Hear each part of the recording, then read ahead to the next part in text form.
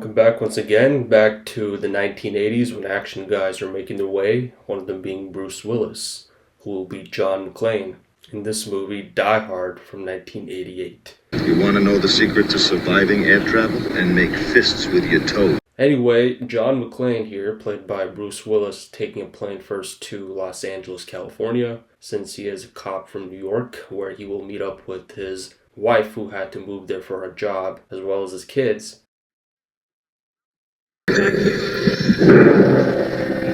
So now John McClane has landed in Los Angeles picking up his luggage, and now we see the owner of the building where the movie will set in for the next 2 hours and 10 minutes, Mr. Takagi, played by James Shigeta. And this is also the place of work where John McClane's wife is currently working at, Holly McClane, or carrying papers to her office, played by Bonnie Bedelia, as she is getting annoyed here by her co-worker Harry Ellis. And now Holly calls up her house and speaks to the youngest McClane, as well as her housekeeper. So now we see John McClane leaving the airport, and we see a dude in a suit with a John McClane sign, as he is the limo driver for him. Especially for him, Argyle, played by Devereaux White, who will take him to the Nakatomi building where he will meet up with his wife. And Argyle, as he drives, turns on some music, a little bit of Run DMC. Any Christmas music? Popular hip-hop group, which I've never heard of until the first time I watched this movie, which was 4 years ago. It looks like they're here. And directed by John McTiernan, who is the director of the next movie I will be doing a video on next. Okay, so now Argyle drops up John McClane and that he will wait for him in the Nakatomi parking garage. You're alright, Argyle. Just remember that when you sign for the tip. Alright, now that he is inside the Nakatomi building, he now goes to this advanced Japanese tech computer to search up his wife's name, and he sees it that says Holly Gennaro instead of Holly McClane.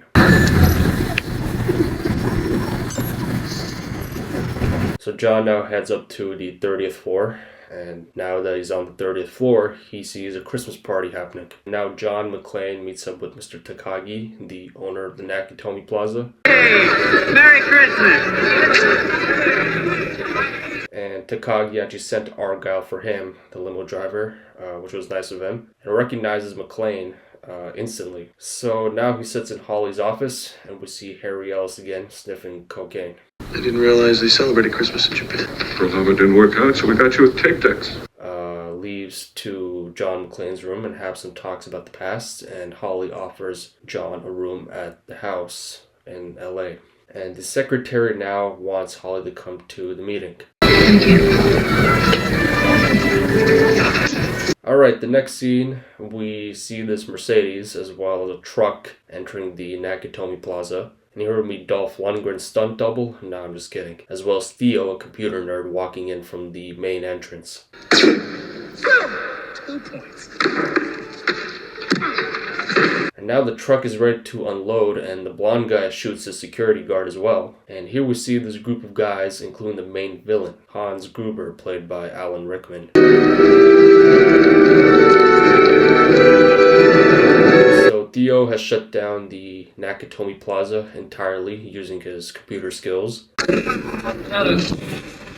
Hip leg, drive a punch, make ki. And now this guy takes over the role of the front desk clerk here. His name's Eddie. And Hans Gruber locks the main entrance using this 80s technology swipe card.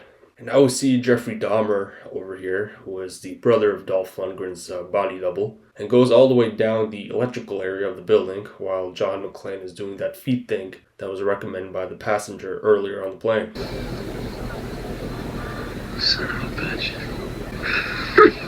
So Jeffrey Dahmer is now cutting the wires while John calls up Argyle while listening to Stevie Wonder's famous song Skeletons. Here comes Dolph Lundgren's double again, as he wants to help out his brother to do the job quicker and to not waste time.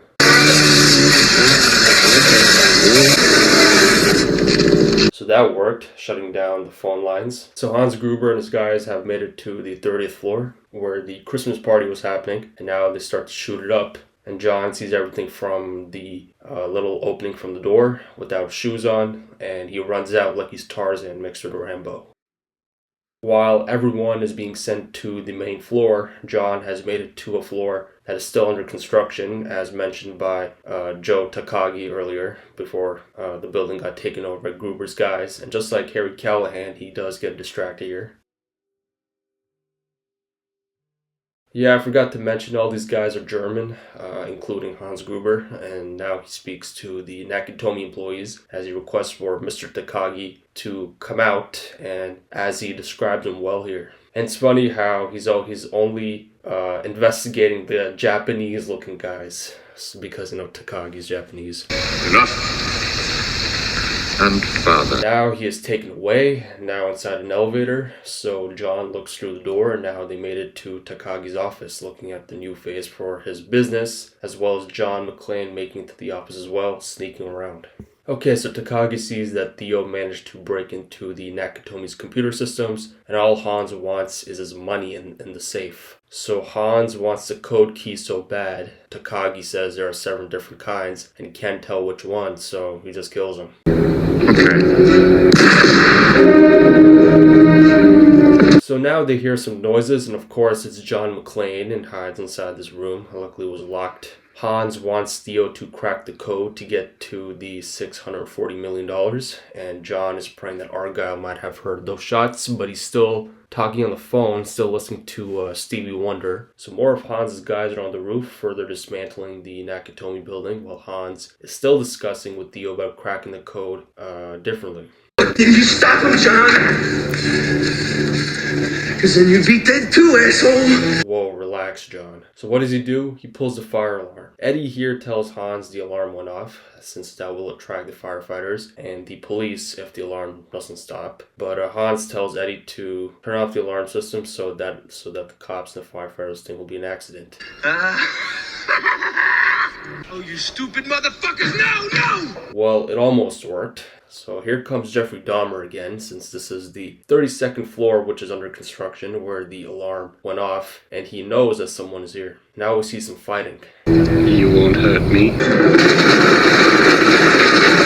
Theo's still trying to crack the code and grab some things, and now takes his shoes. 9 million terrorists in the world, and I gotta kill one with feet smaller than my sister. And now he spots the elevator and climbs up since it's stuck, and now sends Gruber a message. Gruber tells all the employees at Nakatomi that he killed Mr. Takagi, and here comes the message.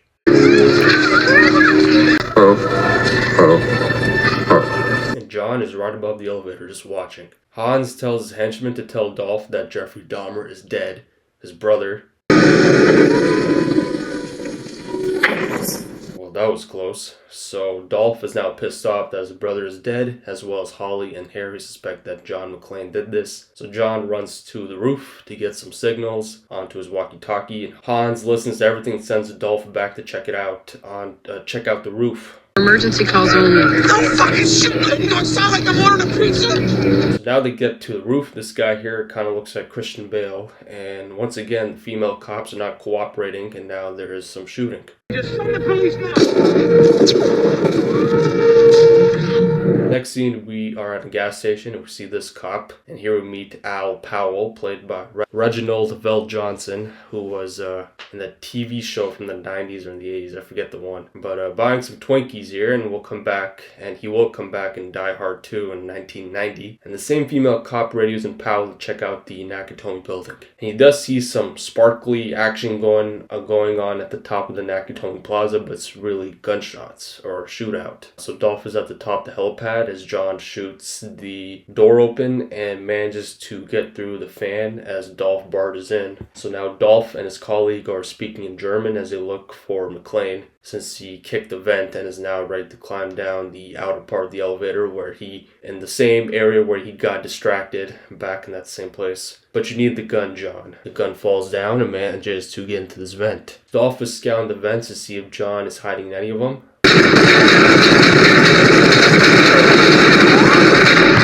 Al Powell is entering the Nakatomi building as John makes it to the cafeteria floor. His car, Stevie Wonder? Hans spots Al Powell's car and asks Eddie to go check it out. Evening, officer. What can I do for you? So Eddie pretends like nothing's happening and continues to watch football on his mini TV. Al Al now wants to look around, so the Italian guy continues shooting at John McClane from the table. So Al didn't find anything and just leaves, and now he calls up dispatch to tell him nothing is here until he sees this.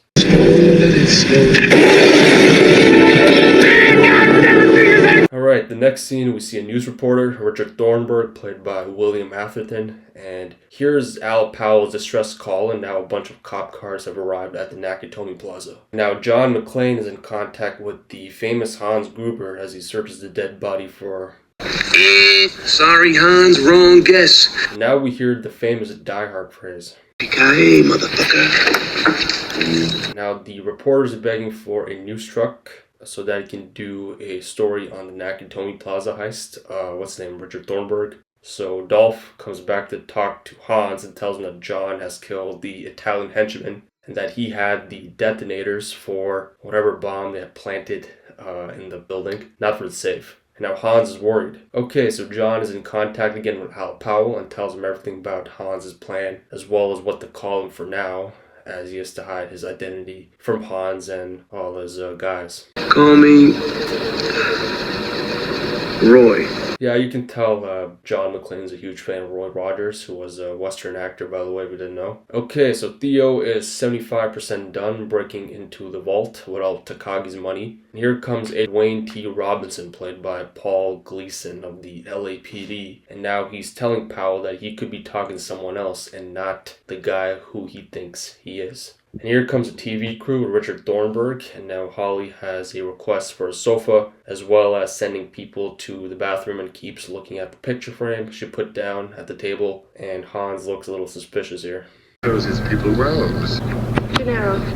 Miss Gennaro. Yeah, she's been watching way too many James Bond movies. Alright, so the reporter, Richard Thornburg, is now live in front of the Nakatomi building giving a news show, while Argyle is still unaware and finally hears the newscast. Now, so much is happening all at once that even Argyle is now trapped inside the underground parking garage. Anyway, Argyle gives up for now, and now John is screaming that why the FBI are breaking in, as Eddie and this guy are shooting at the lights. And here comes a SWAT tank, and now these guys take out the RPG.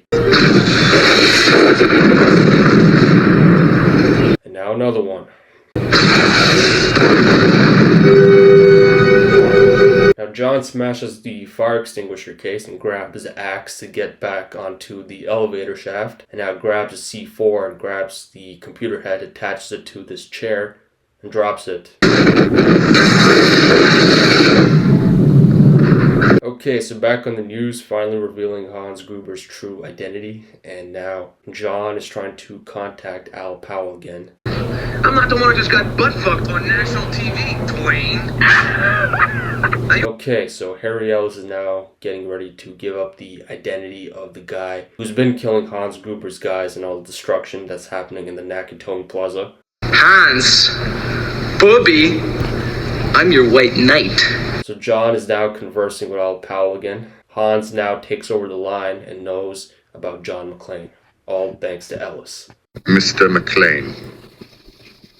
Mr. Officer. Hans now gives Ellis the walkie-talkie, and now John is freaking out that his identity has been given away. So Hans kills Ellis. Brought to you by Coca-Cola. So now the two have an argument, while Hans Gruber calls in the LAPD as Dwayne takes the line once again. So Hans requests Dwayne to release some known terrorist groups from certain countries, as well as John conversing with Al again. So now we have some more news footage, as well as Ellis's body being dragged out. Now Dwayne T. Robinson is trying to fulfill Hans's request, as well as the entrance of two special so-called FBI agents. Big Agent Johnson and Little Agent Johnson. Big Agent Johnson is played by Robert Davi, and Little Agent Johnson is played by Grandel Bush, who will come back together in the next movie, License to Kill, actually, from 1989. So now Hans goes looking for John McClane alone, and we see this. Please, God, no, you're one of them, aren't you? I was laughing at the scene the first time when I watched the movie. It was pretty good. Okay, so the FBI think of a way to get inside Nakatomi as John offers Hans a cigarette, pretending to be an American. I'm John McClane. And the look on Hans's face is just, wow. Like a baby seeing candy for the first time. Now John hands him a gun and now reveals himself after communicating in German.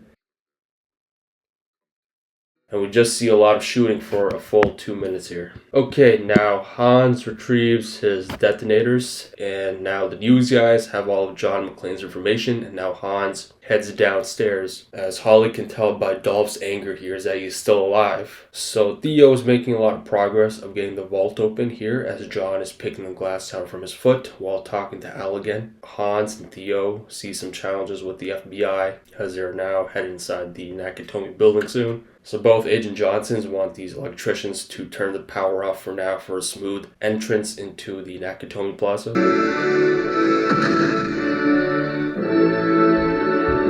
So the vault is now open and grab everything they see. So big Agent Johnson here lies about Gruber's request, fulfilling Gruber's request, lies about it. And now John is calling in Al Powell again, wanting him to find Holly and to apologize for him. But we don't have time for that right now. And Richard Thornburg, the reporter, is now at the McClane home in LA, speaks with the housekeeper and threatens for immigration services towards the housekeeper if she does not let him interview them, the McClane kids. Okay, so John McClane spots a fake bomb, something about a double cross. We kind of knew that. And now we see Dolph again, wanting revenge for his brother's killing, and now we see a fight.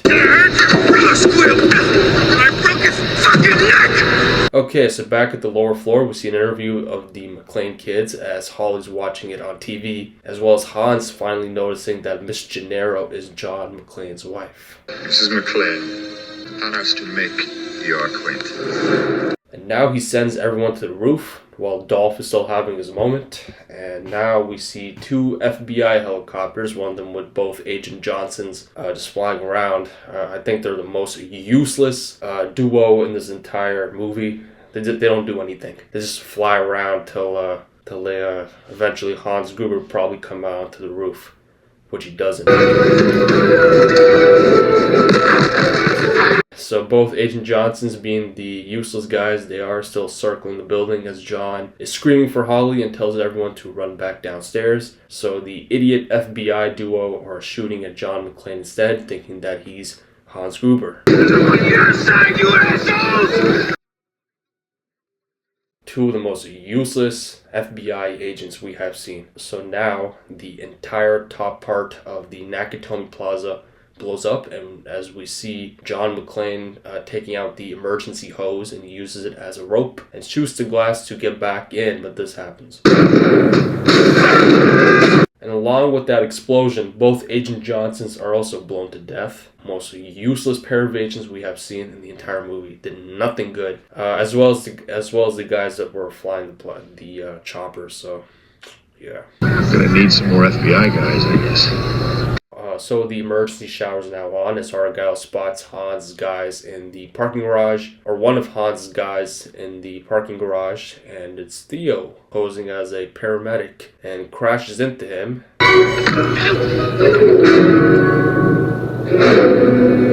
Well done, Argyle. And now we are in the final 7 minutes of the movie, showdown between John McClane and Hans Gruber, with the presence of Holly McClane as well as Eddie, as Hans has Holly with a gun pointed at her. And now we see some hysterical laughing occurring. By this time, John Wayne does not walk off into the sunset with Grace Phyllis. Gary Cooper at high noon. Oh, that's it.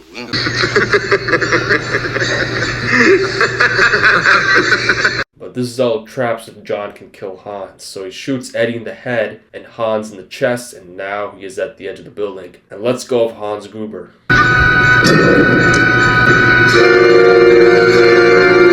And that's it. Now here comes the news crew and the firefighters, and as John and Holly are now being taken out, and now the two finally meet. John McClane meets Al Powell. Yeah, beautiful ending right there. So here comes Dwayne Robinson again. Looks like John was about to hit him. And Dolph Lundgren is still alive, surprisingly, here. And Al Powell kills him, Dirty Harry style. You can tell Al Powell watched Dirty Harry from the 70s. And here comes Argyle with Thornburg being an idiot once again. And we end it off here. And there you have it, Die Hard 1988. Pretty good stuff. Nothing much to say, but yeah, that's the end of that. There's like 4 more Die Hards after this. Let it snow, let it snow, let it snow. If you haven't seen this movie, check it out. It's worth a watch. Anyway, see you soon in Predator from 1987. Another John McTiernan directed movie. Leave a comment and hit that subscribe button. Take care. See you soon and watch away. And the holidays are nearby. Take care.